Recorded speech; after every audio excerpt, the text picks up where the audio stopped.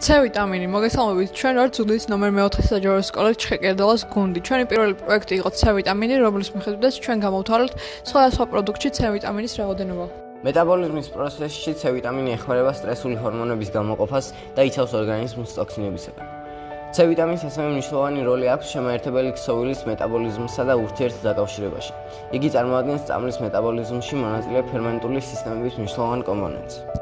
C ვიტამინით მდიდარია კამა, პიტნა, ჭინჭარი, ციტრუსები, ოხრახუში. ის აძლიერებს ადამიანის ორგანიზმის იმუნურ სისტემას, არეგულირებს სისხლის მიმოქცევას, აწესრიგებს კაპილარების გამტარობას, მონაწილეობს სისხლ წარმოქმნაში და ანთების წინააღმდეგ. საკვების თერმული დამუშავებისას C ვიტამინის კონცენტრაცია მცირდება, რადგან ვიტამინები შეიცავენ კოფერმენტებს, რომლებიც ტემპერატურის მიმართ გრძნობიარეები არიან და მაღალ ტემპერატურაზე ისინი განიცდიან თაშლას.